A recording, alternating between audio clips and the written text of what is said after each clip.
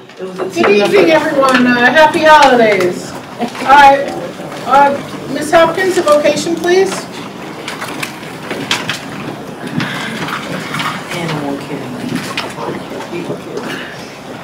I want to take this time to thank the public for allowing us to represent you all in this district. I hope we continue to do so fairly and well. I hope we continue with understanding and wisdom to work together. We seek to serve you with respect for all. May our individual faiths give us the strength to act honestly and well in all matters before us. Happy holidays to all, and have a safe and peaceful New Year. Thank you, Ms. Hopkins. I pledge allegiance to the flag of the United States of America and to the republic for which it stands, one nation, under God, indivisible, with liberty and justice for all. Thank you. Roll call, Mr. Kopp. Yes, ma'am. Mr. Hobbs. Present. Ms. Wilkins. Present. Ms. Hawkins. Present. Ms. Richardson. Present. Apologize. Ms. Phillips. Present. Ms. Quayle. Here. Ms. Fitty. Present. Mr. Wright. Present. Ms. Hoff. Present. And we have Ms. Summerlin. Here. Ms. Stewart. And Ms. Tony. All board members present. All right, thank you all. Happy holidays. Ms. Hopkins is going to drive while I do my board president announcements. All right, thank you, Yaden Police. The Yaden Police had gone by Bell Avenue Elementary and saw that we were lacking some nets, and they put them up for us, and they played ball with the kids. And there was a feature on Fox 29 about it, so congratulations. That goes right under It Takes a Village. Penwood High School Cypress Street Campus Teachers of the Month, Ms. Neal, Mr. Denenza, and Ms. Maloney, so congratulations to you. And Penwood High School Green Avenue Teachers of the Month, Mr. Pardini, Ms. Hahn, Ms. Norton, and Ms. Chris, so thank you very much for your efforts. So trial is expected in summer of 2020. The dates are right there. Unfortunately, my eyes aren't good enough, but October 4th is when they expect, all discovery to be done by, and then we're in court summer of 2020. Court takes a while, but we just want to be honest and open. We're still winning. They're just going to drag us out as long as they can. Again, not winning is my opinion. Congratulations to Mr. Pauls. This is one of my favorite pictures, maybe of all time. He was All Delco Player of the Year, standing in front of the school. I really appreciate everything that Mr. Pauls has put into his career here. I wish him a lot of luck in the future. There was Career Week at Evans Elementary School. Those are just two of the faces that showed up. One of them is an alumnus, Leon Howard. And that was done by Mr. Cave, and it was a really good event, so congratulations, Evans Elementary. 4 listening sessions left, 2 down. The next one is February 4th in East Lansdowne, then March 4th in Yaden, April 1st in Colwyn, and May 6th in Lansdowne. If you have not, you may attend any one. You don't have to live in that community. They're all 7 to 9 p.m. If you haven't attended one, I highly recommend it. They are, at the very least, fruitful. Hour of Code was observed with thanks to Ms. Brenda McPherson Fry in Ardmore Elementary. They did some really cool stuff, and on the next page, she also, because she's librarian in 2 buildings, she did it at Colwyn Elementary also. So thank you, Mrs. Fry, and all the fabulous students. Congratulations to Noah Bowden and Aaliyah Brown. They are November Students of the Month by the Upper Darby Lansdowne Rotary Club. Congratulations for your smiling faces. Bell Avenue Elementary School had their concert. Congratulations to them. Thank you, Mr. Wright, for attending. They also were kind enough to send over their Students of the Month. And I believe the next slide is Penwood High School Winter Concert. Congratulations to all the students, parents, and communities that participated in that concert. And then the elementary school's concert was Thursday, right before and you get a twofer in the upper left-hand corner of a school board director's child and a past school board director's child in one photo, so I had to use it. But congratulations, Walnut Street Elementary School Band and Choir Concert is tomorrow night. Please go if you can. They are fabulous and doing fabulous things over there too. And then happy holidays. All schools are closed December 24th to January 1st. So we'll see you on January 2nd in 2019. Please be safe and enjoy your holiday break. And that's it. Thank you, Ms. Hopkins, for driving. Ms. Harvard, your superintendent's report, please. Thank you very much, Ms. Hoff. Good evening, everyone. 'Tis the season for a busy time of year for our schools. So as Ms. Hoff mentioned, we had 3 winter concerts last week. I attended the Bell Elementary, the combined elementary, and the high school concerts. The performances were absolutely wonderful. I wanted to say thanks to our staff for making sure that our students had this wonderful opportunity to participate in chorus and in band. Also, thanks to our parents, administrators, and school board directors who were in attendance. We do have one more concert, as she said, tomorrow night at Walnut Elementary, and that's at 6:30, and it's guaranteed to provide great entertainment. Last week, the state released the results of the Pennsylvania Future Ready Index. On Wednesday evening, Mr. McKay and I shared the results of each school at the Education Committee meeting. Good news. None of our elementary schools were identified for corrective action. The state reviewed the growth our elementary schools have made in the past few years and determined we were headed in the right direction. Our high school has been identified for targeted support. In this report, our students, they look at a subgroup of students. This subgroup is our students with disabilities. They did not meet the state targets at the high school for performance, growth, attendance, or graduation. The leadership team at the high school will work with the staff to design a plan of improvement. Our middle school was also identified, that was in the newspaper, for comprehensive support. The state will provide planning. They will be down to plan with us. They will also provide additional resources for our middle school. So as we progress in this process, we will keep the community and our parents updated on this. Ms. Hoff talked about the fair funding lawsuit, which is to come to fruition in the summer of 2020. This Thursday, I will be meeting with 2 of the lawyers, Mr. Yurvik and Mr. Churchill. They've already sent out 100 questions that we need to answer. They were trying to answer those questions for all districts and realized that maybe they should listen to an educator to ask them if they were answering them correctly. So I will meet with both of them on Thursday to review those questions and give them updates on that. So that's my report, Madam President, and happy holidays to everyone. Thank you, Ms. Harvard. May I have a motion to approve the agenda for this evening? So moved. A second? Second. Any comments? Hearing none, all those in favor? Aye. Anyone against? May I have a motion to approve the minutes from the business meeting of November 26, 2018? So moved. Any questions or changes? Hearing none, all those in favor? Aye. Anyone against? May I have a motion to approve the minutes of the reorganization meeting on December 3rd, 2018? So moved. Second. Any questions or comments? Hearing none, all those in favor? Aye. Anyone against? Thank you very much. Ms. Samalu, you are up first. Hello everyone.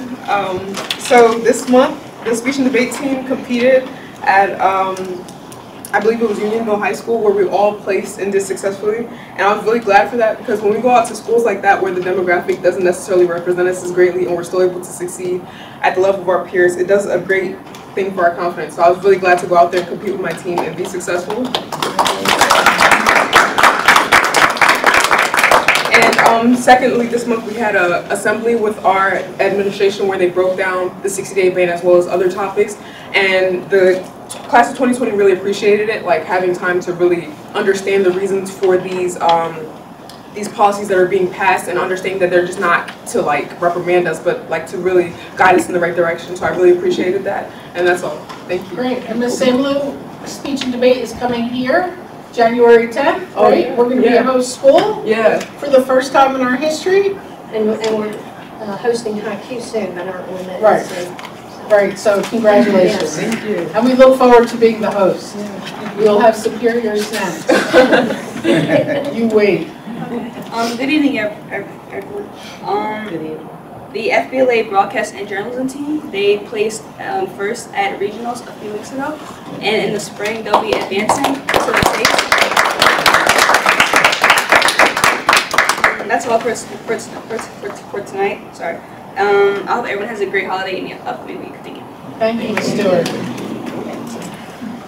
I recently had a meeting with Miss Lawson, and we are all good at Cyprus. Thank you.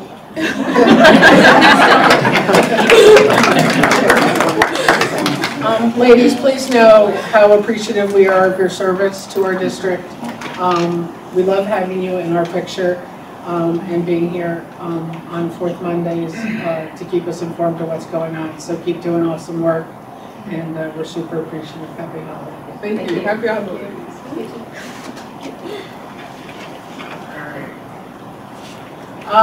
No special awards this evening. Any public comments regarding agenda items this evening? None? Okay, hearing none. Any communications, Mr. Cobb? No, ma'am. Okay, committee reports. Community Relations, School Director Recognition Month. I would like to thank my fellow school board directors for their service, and I hope you have a very nice new year, and we really just appreciate your service, so thank you. A2 William Penn School District Listening Sessions, East Lansdowne February 4th, Yaden March 4th, Colwyn April 1st, and Lansdowne May 6th. Please come out and communicate. They've been fabulous events so far.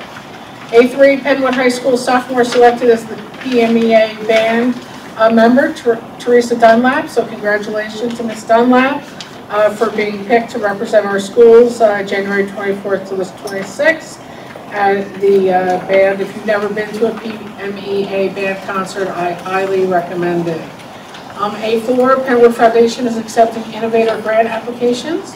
Those are for our teachers and staff, so if you have a great idea, please send in your application. You can get that application on our website via email or through Ms. Bookman.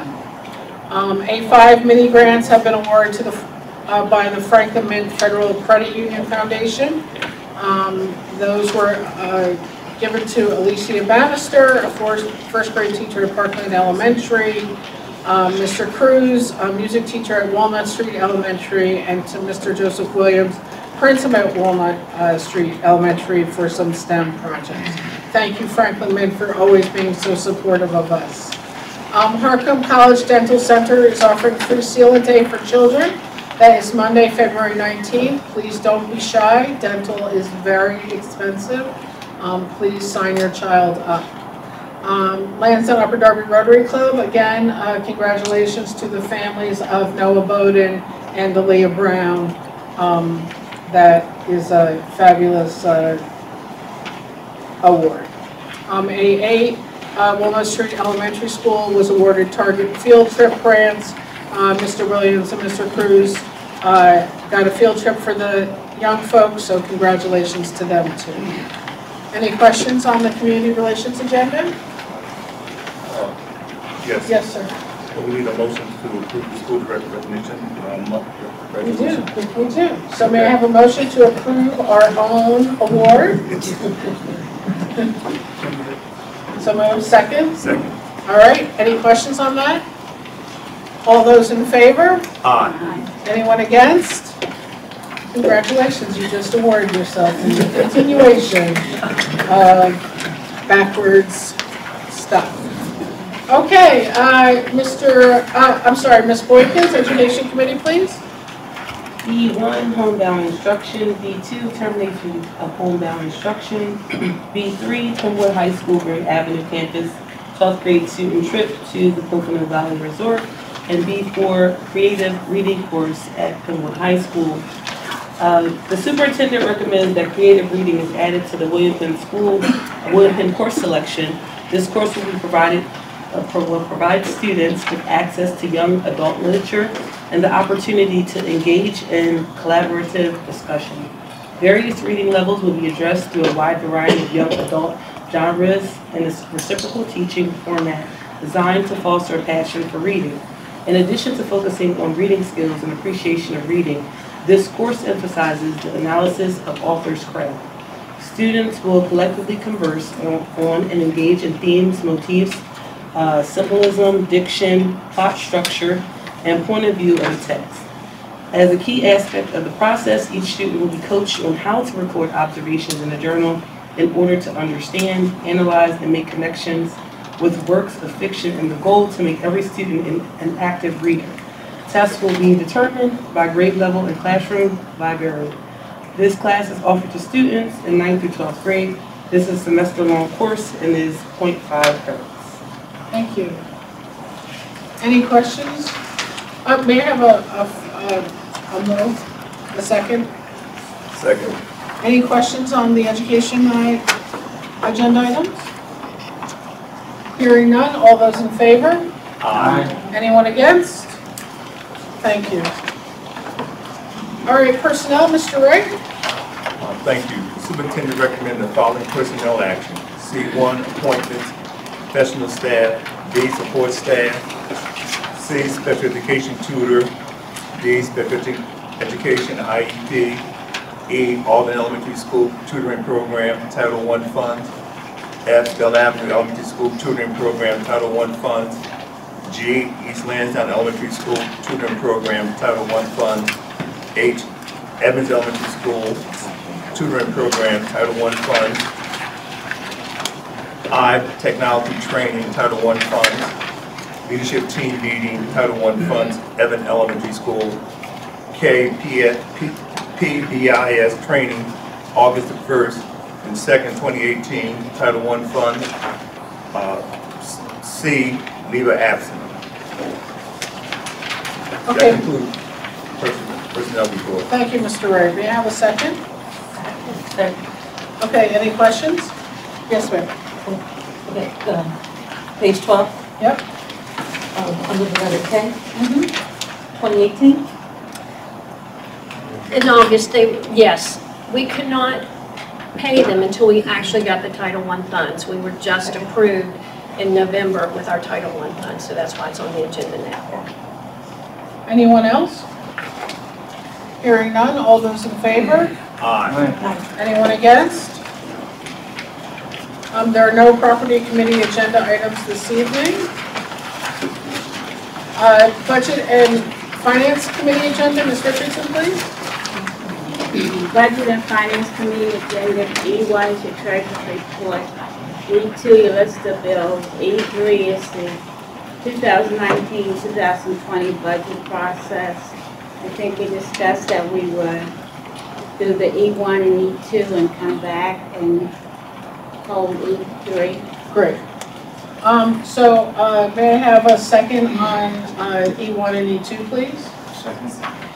All those in favor of E1 and E2? Aye. Anyone against? Okay, now a roll call vote on E3, please. Oh, I'm sorry. Any discussion on E3, please? On what? On E3. Yeah, well, we have A and B. I thought we were going to do a roll call We vote are. for A. Right, but I was just, And yes, I was just opening it to comments first. Okay, that was my comment. Got it. All right, Mr. Kopp, Okay. go ahead. Calls and seniority order. Ms. Fitty? For A? Is that what you guys asked me? A or B? Yes. You answer A or B. Oh, no on A and no on B. Is that an abstention? No, well, okay. A, no. B, they're going to cap it. I'll go with B. Okay, got it. Okay, so the vote's for B. Correct. I'll explain after you all vote. Okay, got You it. don't have. Ms.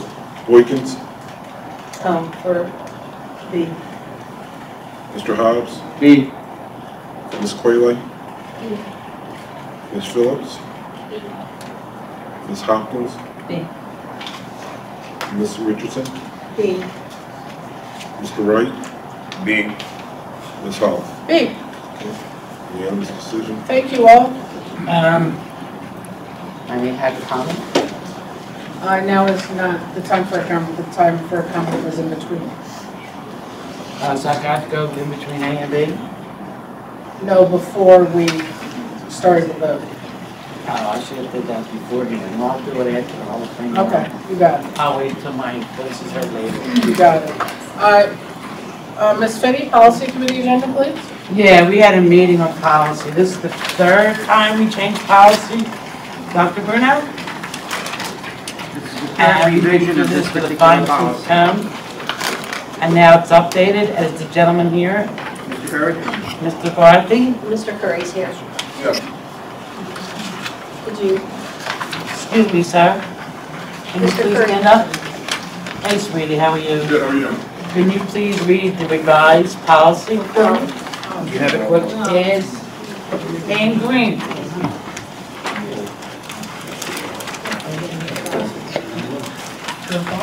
What's that? Go on, I thought you were reading. Go No, on. I'm another reader. Just the great part. Students know. All right, any student suspended at least 3 or more days, OSS, for fighting a mutual fight defined as 2 students intend to fight, harassment, bullying, possession of a weapon or any other dangerous item, assault or drug and alcohol distribution and use, may not participate in any student activities or programs for the duration of the suspension or expulsion extending through a 60-day calendar day period. This ban will start from the date of the incident. The ban will be reviewed after 30 days, and if the student commits no additional incidents, he/she will be reinstated and permitted to participate in extracurricular programs at that time. If the students commit another incident within the first 30 days, the full 60-day ban will begin from the date of the new incident without a 30-day reinstatement opportunity. If the student commits another incident after being reinstated from the ban, the student will incur a full 60-day ban from the date of the new incident without a 30-day reinstatement opportunity. In other words, if the student has 2 or more incidents, the student will receive a full 60-day ban without 30-day reinstatement opportunity. I thank you for reading that for me. No problem. Okay, may I have a second, please? Second. Any questions on the Policy Committee agenda? is that, Yeah, I mean, I thought Ms. Lowe chatted. Great. Anyone else? Do you have guys anything? Ms. Stewart, Ms. Tom? Okay. All those in favor? Aye. Anyone against? Thank you. Solicitor's report, Mr. Khan. Thank you. We had an executive session this evening to discuss several litigation matters, one involving a special education matter, another involving a suit by Mr. Carpenter, and another involving litigation with Ms. Brown and Ms. Evans.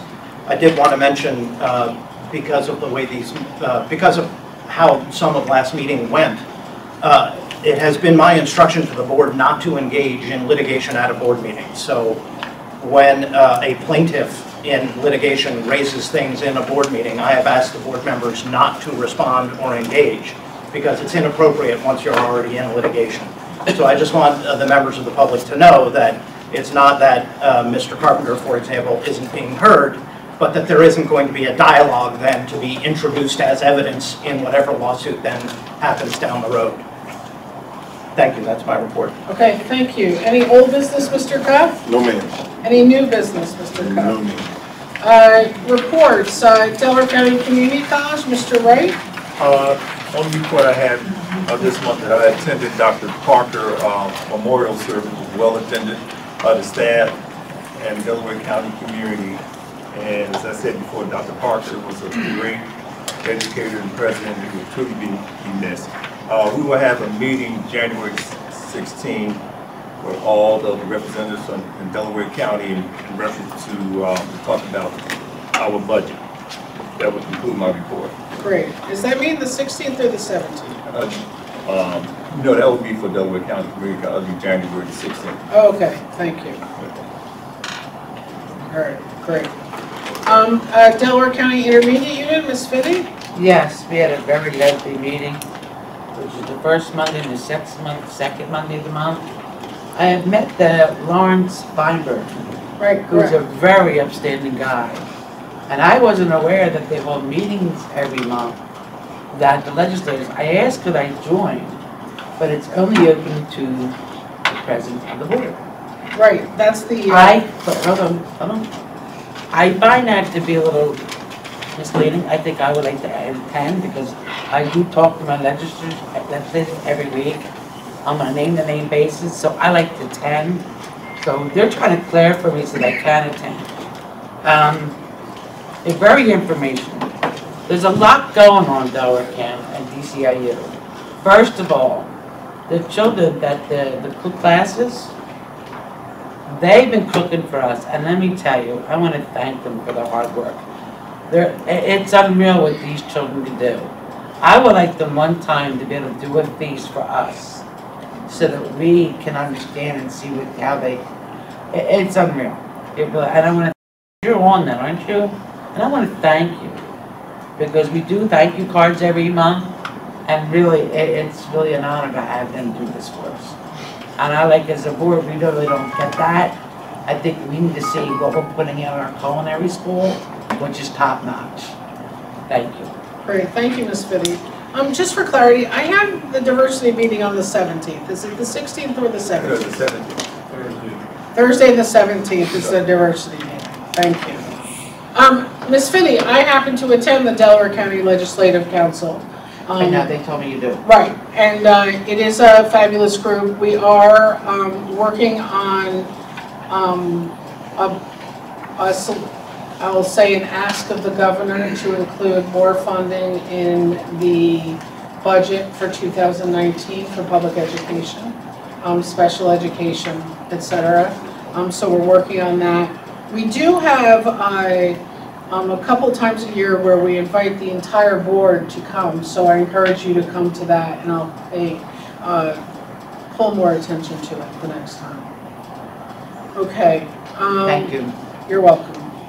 Comments from citizens regarding non-agenda items? Yes. If you can just stand and. Sure. Hi. My name is Julia Pickett. I'm currently the life skills support teacher right across the street. And I have a couple things that I would like to present to the board, if that's okay. First and foremost, student safety. It's a huge concern right now in our building. And I would like to know what is being addressed as far as our students and what they are possibly intaking in their body, both on school premises and off school premises. Our students talk.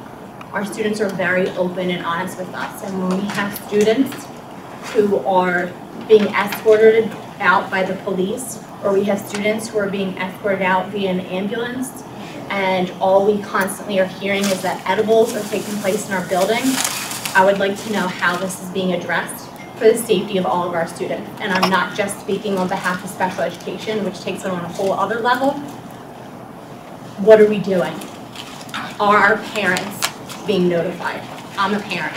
I would want to know. I'm a special education teacher. I want to know what you're doing for my students as a whole. The next thing that I would like to discuss is I'd like to discuss our district statement and the initiative. Please correct me if I'm wrong. I have it posted in my classroom. My students look at it on a daily basis. Something along the lines of that we want our students to be college and or career ready in 4 years. Am I accurate in saying this? Yes? Okay. So my question is, what does that look like for our students who are here in the same building for most of them 6 years?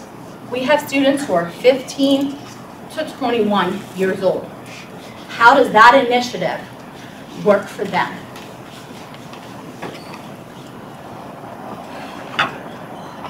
Lastly, students are 15 to 21 years old. A lot of them take that opportunity to stay with us. I've been here 4 years. I still have the same students. I'm fortunate, I'm lucky. I'm one of the lucky ones who gets to have students for 6 years straight. Please don't take that away. But my problem is, how and what does appropriate programming look like for our students who are here for 15 to 21 years? Because I want an answer. I would like a meeting, and I would like an answer with all appropriate members to discuss this. Because I don't feel that my students have this at this time. That's all I have to say. Thank you. Ms. Beckett. Yeah. We will, we'll set up a meeting, and I'll send you an email to see who you would like to be included in that meeting, what appropriate people, okay? And I'll send that email tomorrow morning to you. Thank you. Anyone else on that agenda item? Yes, Mr. Carpenter?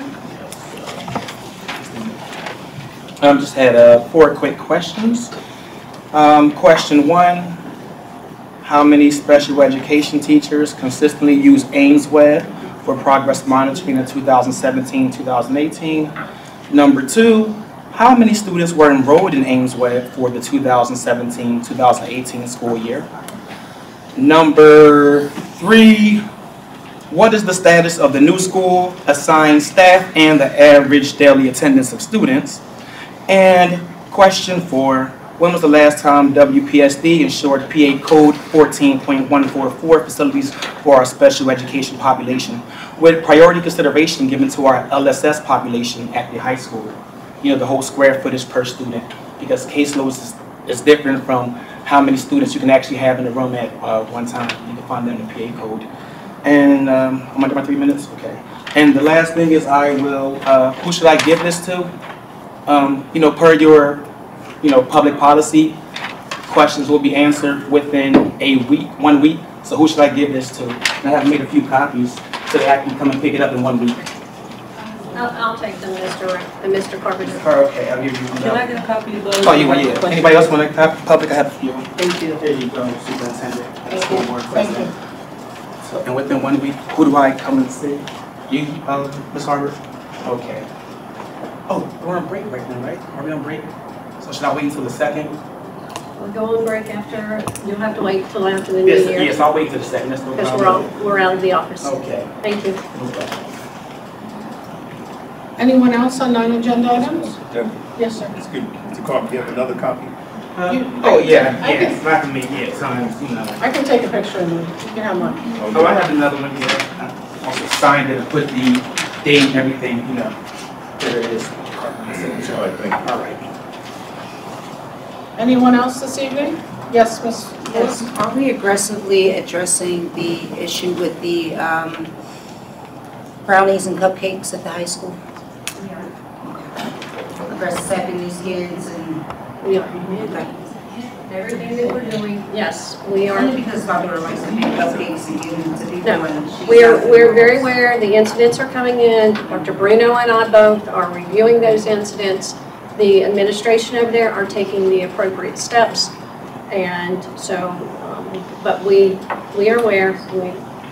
Today I was... told her, like my daughter, she likes to bake cupcakes, you know, and I felt bad for her. I told her until, you know, all this blows over, I would like you to not, and she was a little hurt, but I wanted to just check to see if we were aggressively addressing it. As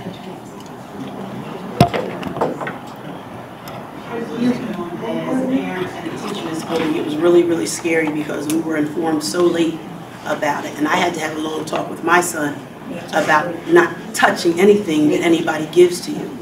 And as I understand it, it wasn't just marijuana-laced edibles. There were other things, and they don't know where they're getting it from. And as a parent, it's a little scary.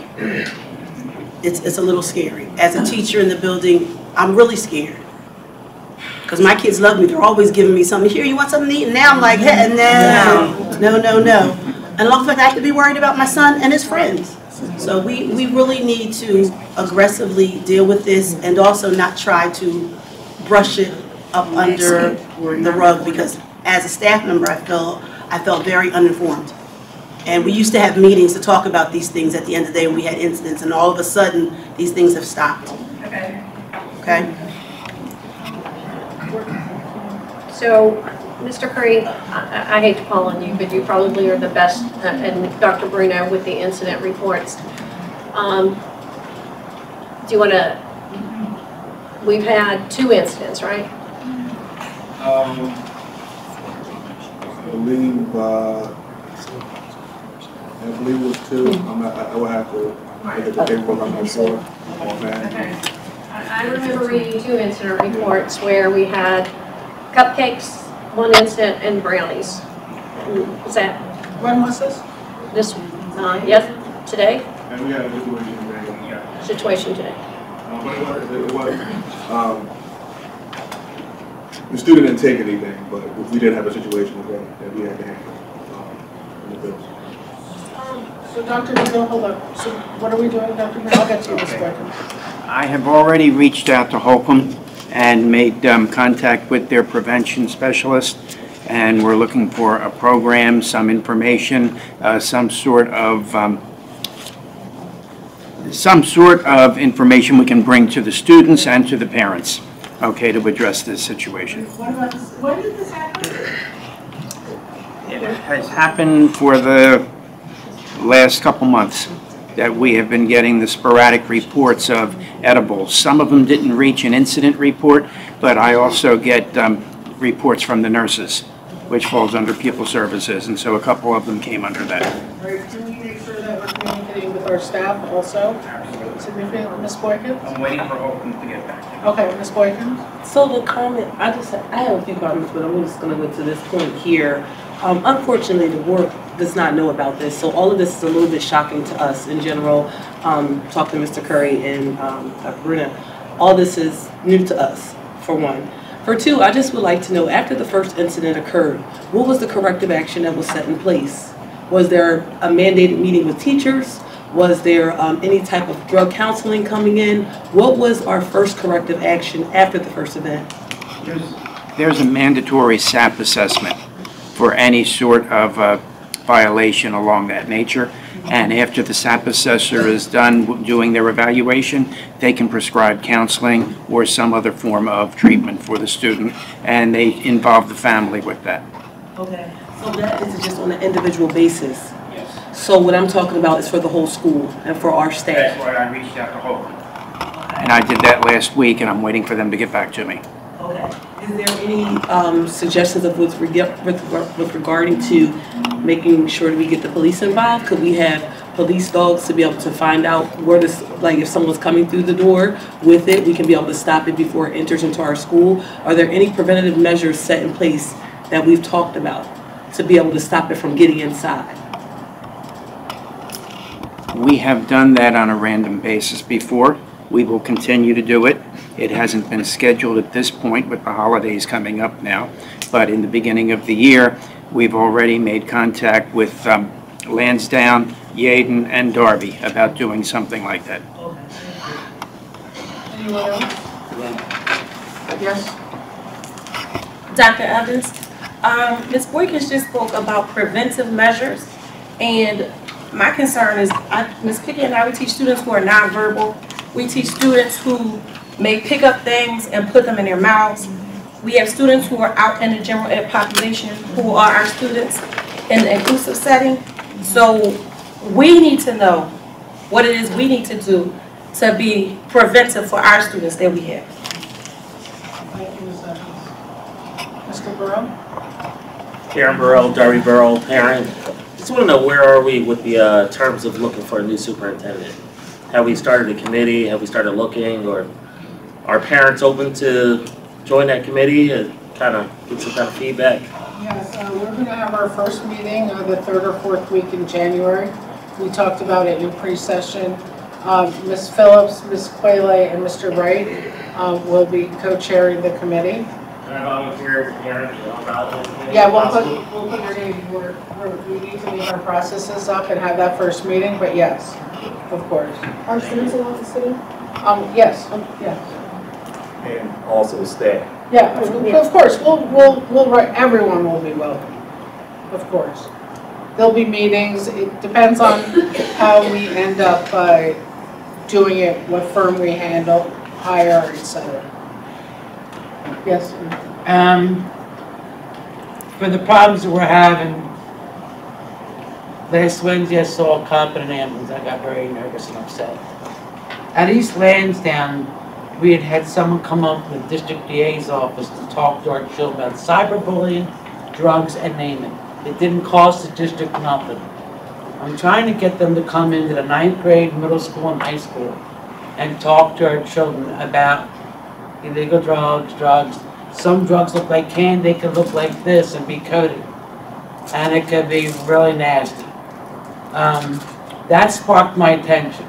I wasn't aware of how many incidents we have, and as a board director, I'm sorry. I think this has got to be now. We got to hit it straight on and head on, because we can't have this. I don't know how we can find, other than bringing someone in to find out if there's illegal drugs or something. But I do like to ask Jane Harper. I'm going to call the district attorney's office tomorrow. I have the business card at home. I'll bring it to you if I have time. I want to get all this gentleman and bring him to the 9th grade, middle school, and high school to talk to our children. Please coordinate that with Dr. Berman. Yeah. Excuse me? Please coordinate that with Dr. Berman. Yeah, right. I sure will. Anyone else? Yes? Ms. Herbert, in regards to the edibles, did a letter go home to parents about the incident? I don't think so. No. Because they weren't, I'm pretty sure we got the incident reports. I don't think that a letter went home to parents. Do you plan to? We can do that, yes. That's just very, not to beat a dead horse, but that is very, very important. And after one time, it should have been sent out due to the fact that we know we have a population of special education students. We have students that necessarily might engage, so we need to make sure, like, I don't know, it bothers me as a board of directors to sit here and not know about this incident, to be honest. It's shaken up a little bit because we did not know. But to know that no letter has went out or information has went out, I have to apologize too with Ms. Fitty and apologize to teachers that are in the audience and the community members and any students that are also in the audience as well from a board of directors. We apologize for this mishap in this situation as well. The one question I did have was for Ms. Pickett.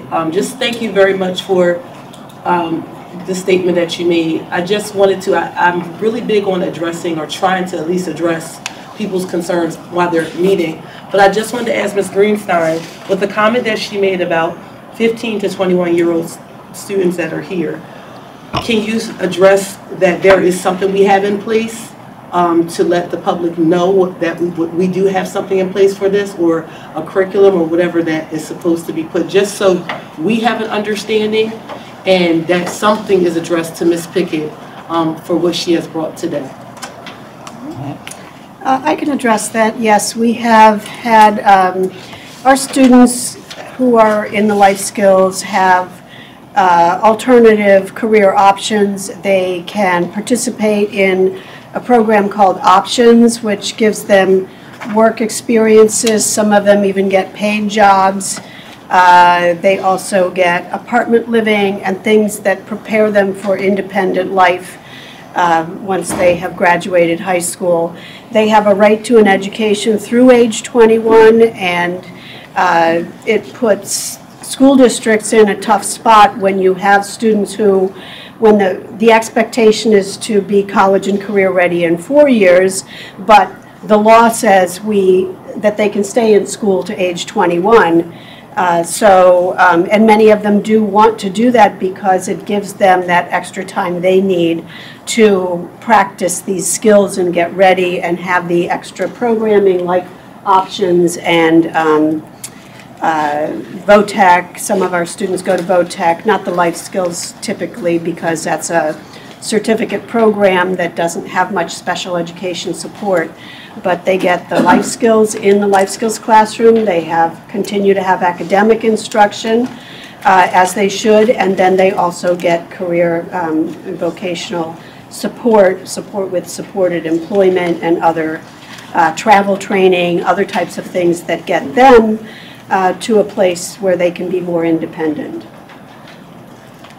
remember, the state is now measuring us on graduation rate. And, you know, part of it is they do give us our 4-year and they give us our 5-year. But the one they look at and then say whether we've met it or not is the 4-year.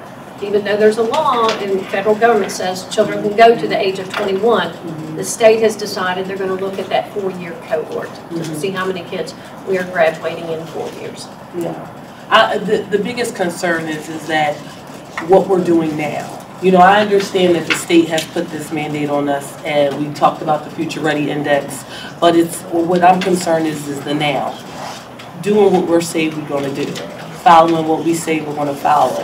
And that's what brings up with Ms. Pickett's point. It sounds like there are some things that we are not following. So that's why I wanted to bring that point up, and I know you're going to have a further discussion with us, and I hope it gets resolved. And Ms. Pickett, I'll be sure to give you my card as well, because I am the chair of education. So I would like to follow up on this matter because it is concerning. And so a parent came up to the last education meeting, so that's why I'm concerned about it.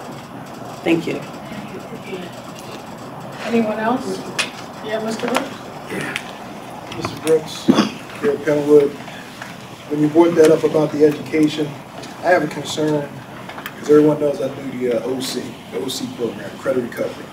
All right, been doing it for the last 4 years and having a good turnout. However, my concern is that when we finally find a kid, they're 17 years plus with only 3 to 5 credits earned, and then they finally come to the OC.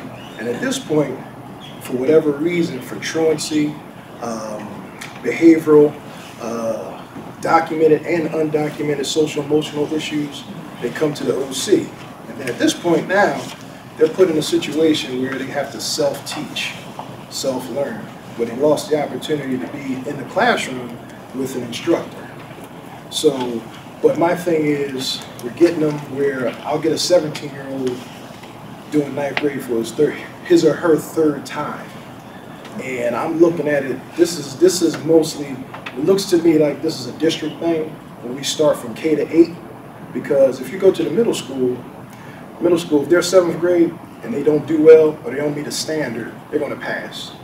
If they go to 8th grade and they still don't meet a standard, they're going to pass. So when they go to the 9th grade academy, at least 60 kids from last year failed the first year. And it's almost guaranteed. It's almost statistically is guaranteed that a first-year incoming freshman will fail the first year at the 9th grade.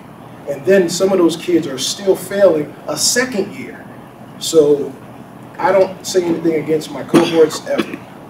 But when I finally get a kid and now they're 18 or 17 and a half, and they only have 3 to 5 credits, they've been at the Cypress Street Center, and if you failed 2 years in a row, that means you saw 10 teachers, at least 10 teachers and not the same one.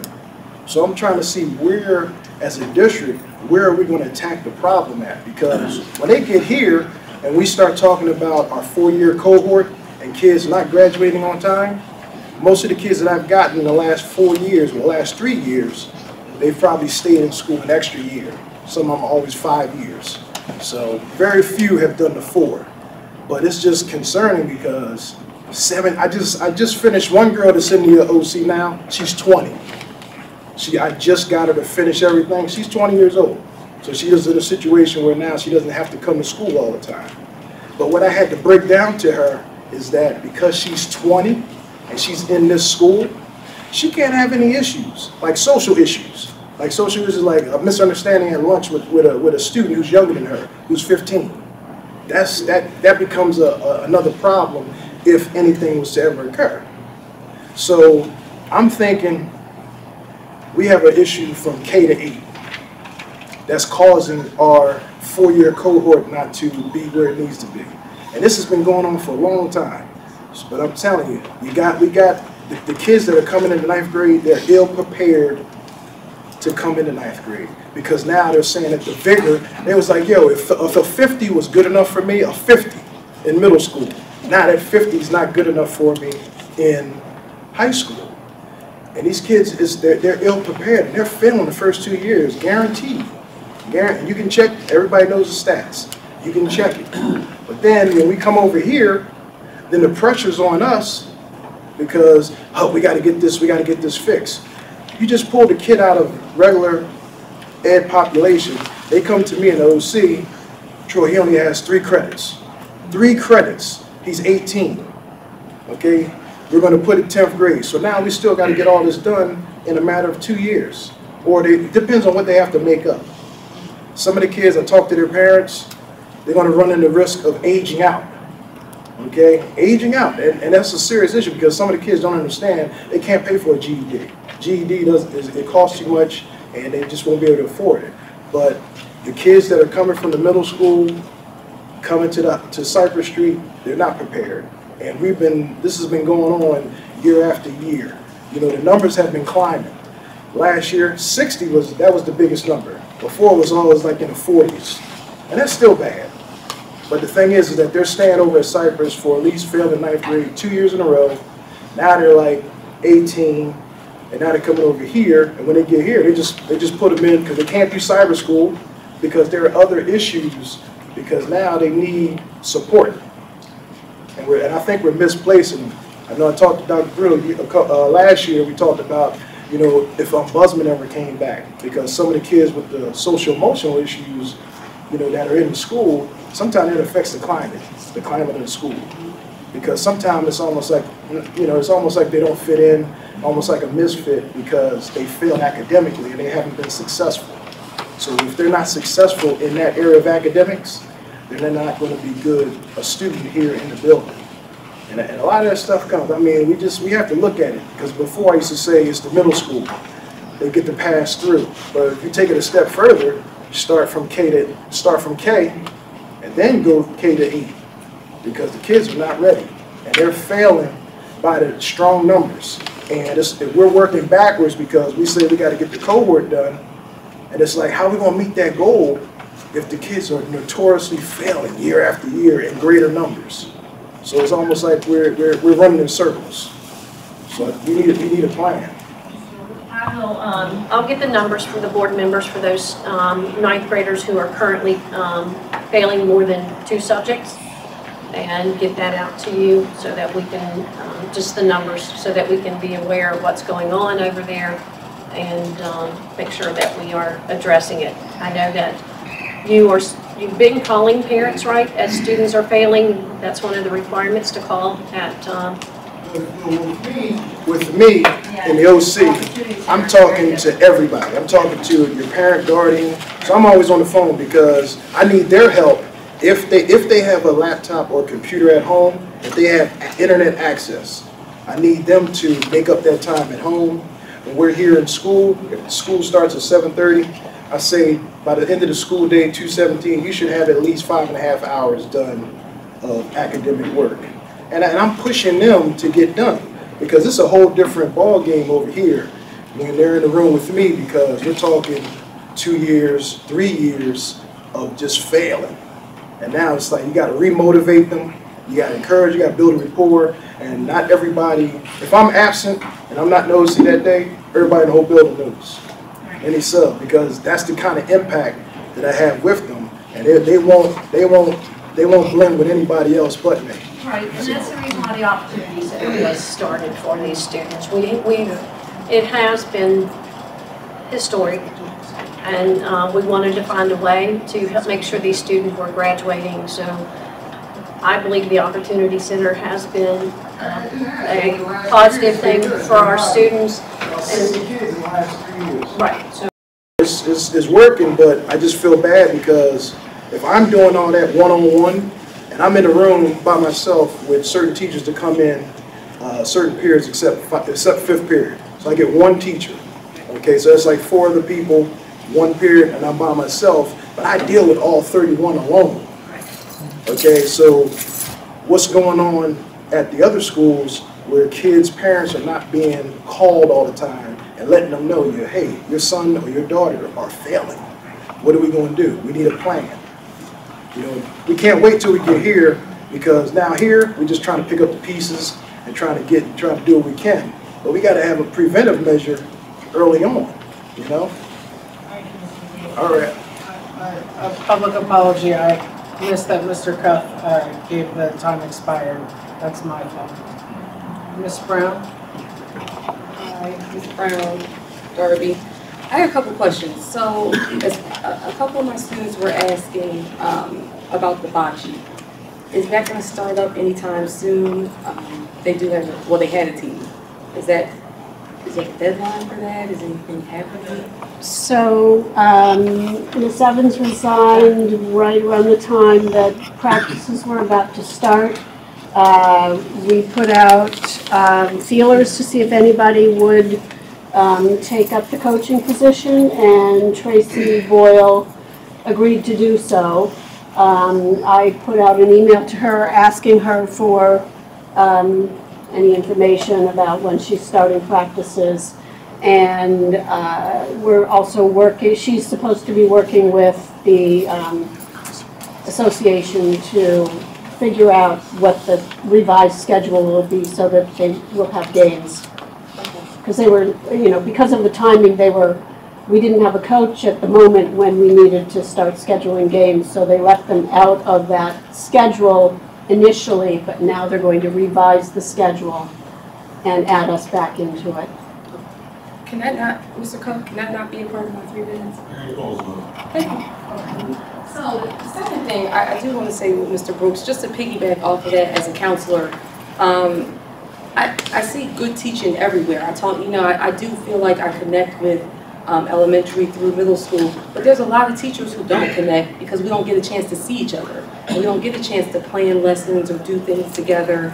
And I think that's part of a solution, something where there's middle school teachers, I don't even know their names. There are many of them. And it's not because I don't want to, but we never see each other. We never get a chance to. Elementary as well, it just so happens that my friends are people who I graduated here with. So they happen to, there's a connective piece there. But I think that's what we're missing, the connection. And somewhere along the way that we lost that. And that used to be what Penwood was about.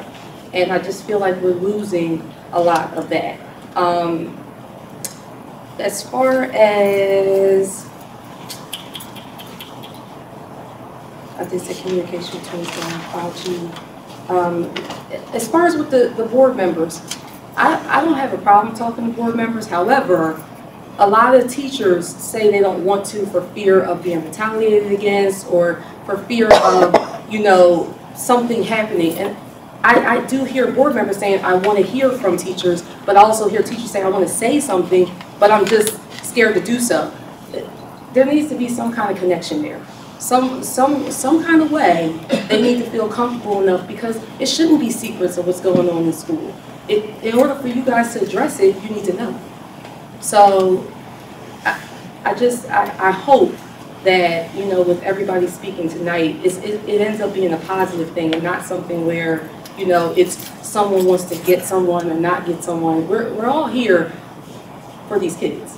I think we can all agree with that. And sometimes, you know, waters get muddied and murky, but we're all here, you know, to help the kids. And I think sometimes we lose our way. Some people with their own egos and some people with their own agendas. And we need to stop that. Mr. Burrow? Quick comment. I have a 4th grader in our school district. Can you please send a letter out regarding the edibles to the entire district, not just to the high school? Because when Mr. Carpenter pulled up those gummy bears, it just dawned on me that my kid would eat those gummy bears. And that can have it, that's something that just hit me, that definitely send it out to everyone. It's important. Thank you.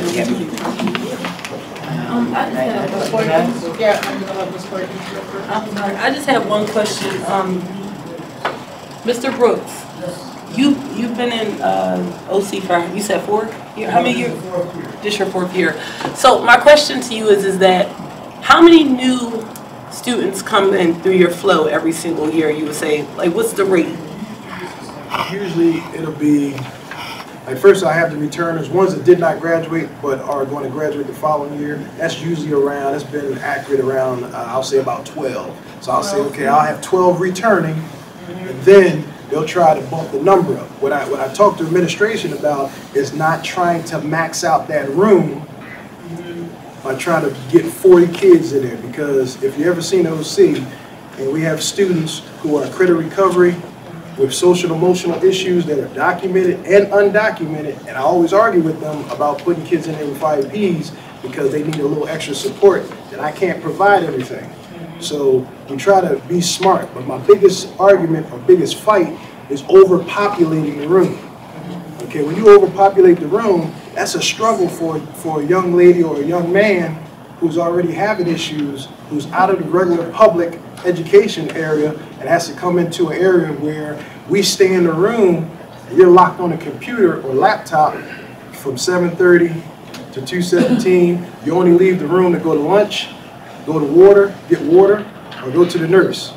Now I have to create some sort of brain breaks throughout the course of the day over the years that I've been doing, and that's the only way to break it up. But the biggest issue that I run into is overpopulation.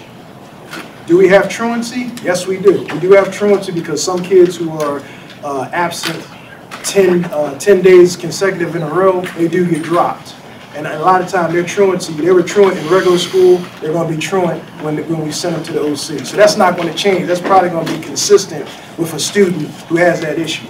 But my biggest fight is overpopulating the room because it would require another full-time teacher with me, despite one education person coming in there for 51 minutes to do, you got English, you have math, of course, social studies, and science, okay?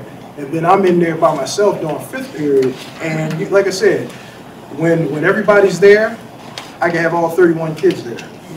That's why I try to work hard to get the older kids, to get them in a situation where once all their credits are fulfilled, they don't have to come to school every day.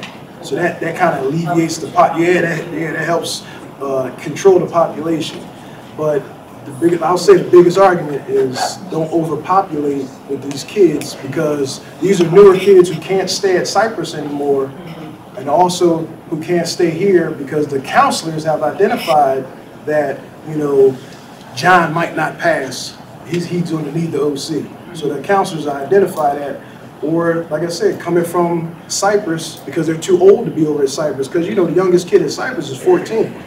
And then if you get an 18-year-old who's still in 10th grade or still in 9th grade, that kid can't stay at Cypress anymore. Okay. So the flow is about 12. About 12 returning. 12 returning. Yeah, this year is a little different because I got a high influx of mainly 10th graders. A lot of 17 and 18-year-olds were doing 10th grade, so that was a bigger number. That was a bigger number this year. So right now on the roll is 31. And my last question is, are you receiving different training and different things to try to be able to how to work through OC, things that new technology, new ideas that might help you with your kids and things of that nature? Are you receiving that? Everything I do is all self-finding. Okay, I work with the Edgenuity program because we upgraded from Odyssey and Compass. So the Edgenuity program, we've had our one-time training in the summer, but I call their help desk and I get all the little insides and outs between the videos and stuff like that. I do the extra stuff. And then because it's online, I do the extra stuff because this is stuff that you just have to do. And if you're going to be back there, you got to be creative because you're doing it for the kids. And you have to keep staying in their head about the fact that being in high school at age 19 is not a good thing. Being in high school at 20 is not a good thing. These are grown men and grown women, and we have to have these conversations because some of them are still tied to the street. They still tied to the street. Because I got a kid in there now, I got to stay in his head because every now and then he want to hustle.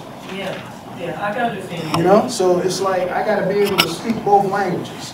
And then, like I said, and it's tough because those kids, their rapport is very strong with me. So anybody that comes in, even if the principal come in, and if they don't like the principal, they're going to let her know. Yeah. So those interactions are not always good. They're not always positive. That's why I had a meeting with them before, and I told her, I said, because of what I'm doing, you have to extend to me a certain amount of autonomy to get what I have to get done, because here's the issue. A one-size-fit-all doesn't work in education. One-size-fit-all does not work. And we have kids with special situations who are trying to get and graduate, you have to be flexible, which I've learned over the last 4 years, being flexible with students who are in this situation. And like I said, you can't just be like, okay, this works for everybody. It doesn't. Are you meeting at a time, Mr. Ray? This past meeting that I had, I would have to say there was some challenges. Some challenges. So the answer would have to be no. Mr. Brooks, one of the things that was suggested by by Mrs. Hoff is that many of these things come up and our board members don't know this. So we're willing to have, we'd like to have like 20 minutes sometimes before the committee meeting that people like you would come in and present. I think that they need to know more about our cyber program, all of those things, so that would be great.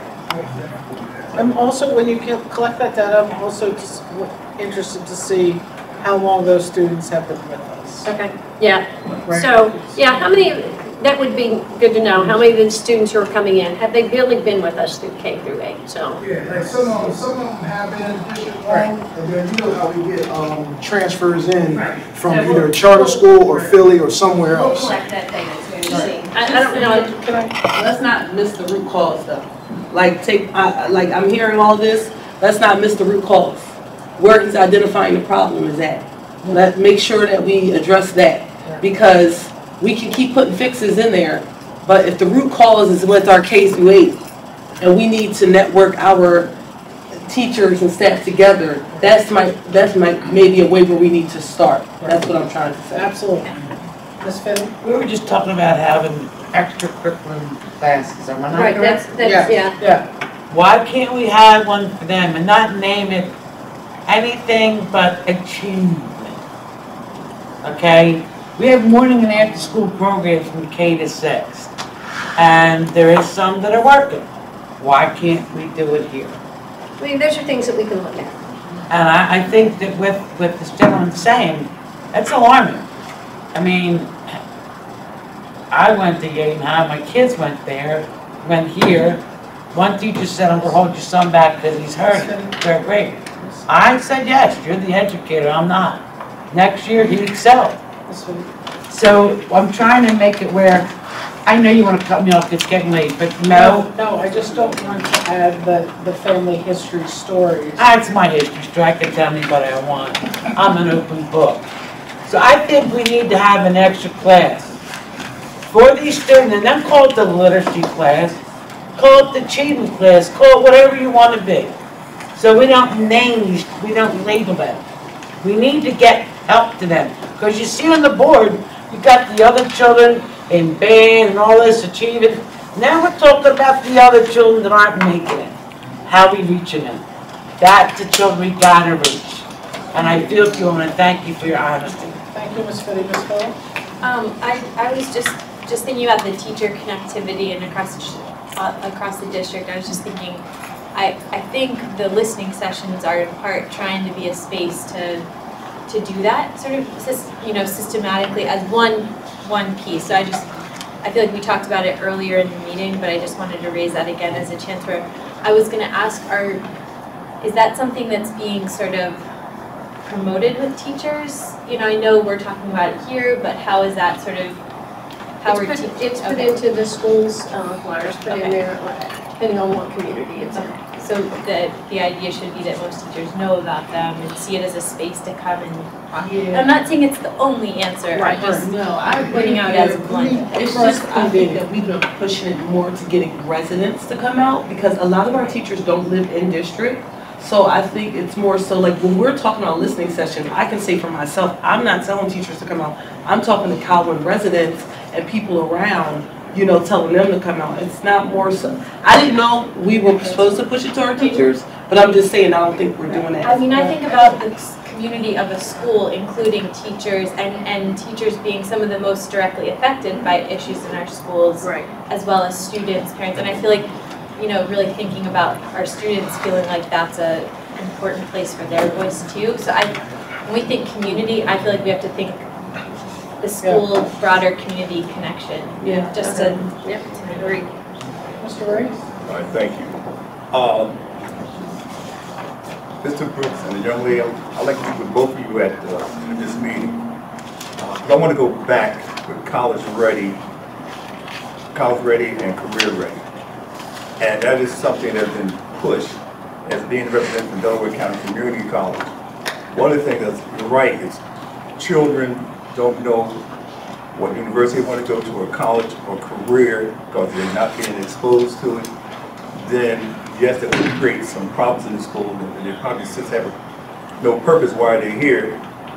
So my recommendation would be, I can bring out some representatives from Delaware County Community College to show some other programs outside of graduating from college with salaries, and hopefully one of the things I have been unable to do, and maybe this could be a good start with both of your help, is to go to high-tech manufacturing plants and see how much salary that individuals can make, you know, without a college degree.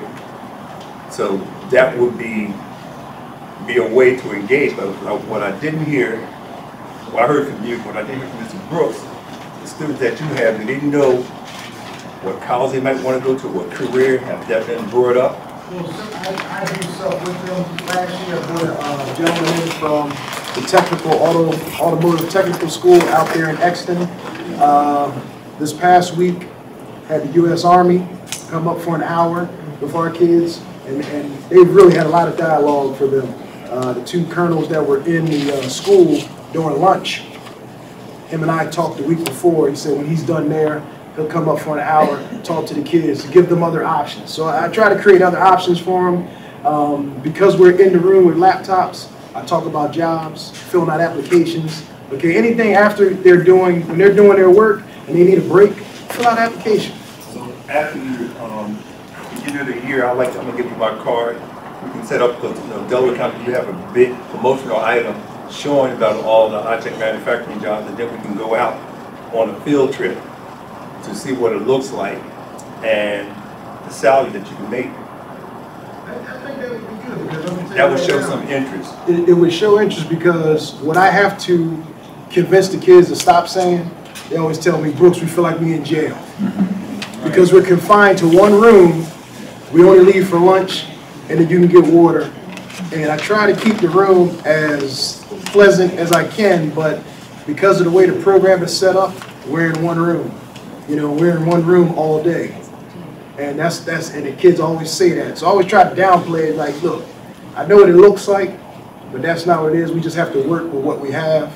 Okay, but they always say, Brooks, it's like jail back here. It's like jail, because we can't do this. And here's the other thing that kills me, and they're right about this.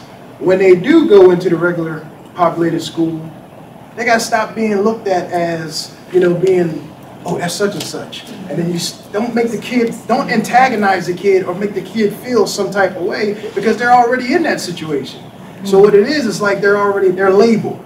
So if the kid, I've had incidents already where the kid would go, I send them to the water fountain, they come back, they tell me exactly word for word everything that happened with their encounter with an administrator.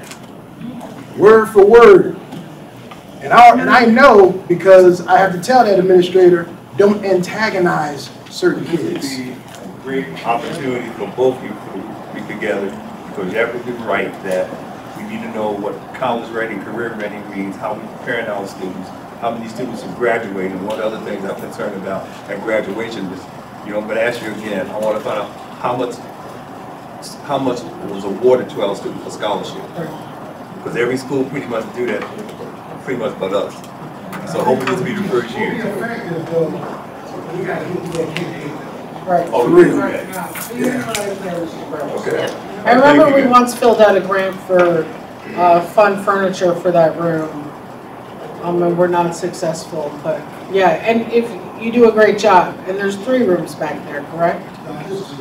2 rooms. I keep a small room for certain kids who are getting too old that I already know that I have to separate them, because from the younger kids. So, and that room only has like 4 computers, but I've gotten a few laptops. So, you know. Anyone else? Yes, Mr. Carpenter? I just want to say, as far as the edibles, S2 threat detection technologies, once marijuana became legal in Colorado, They work with different schools. They provide you test strips, and these test strips, you can rub it against the edible, and it'll detect THC immediately. Even if the presence of marijuana is gone, it'll detect that THC, marijuana was there. So, I mean, you can just grab the strips, rub it across the brownie or whatever, and that's it. That's two threat detection technologies. They work with school districts. That's it. Anyone else? Hearing none. The announcement of future meetings, Thursday, January 17th, it's not on this orange page, is the diversity meeting at 6:30 in this room. Tuesday, January 22nd, not Monday because of Martin Luther King Day, but Tuesday, January 22nd in this room at 6:30, and then 7:30 Monday, January 28th in this room, 6:30 pre-session, 7:30 session. Please have a safe and happy holidays. We appreciate your efforts and your service, and we'll see you soon. Motion to adjourn? So moved.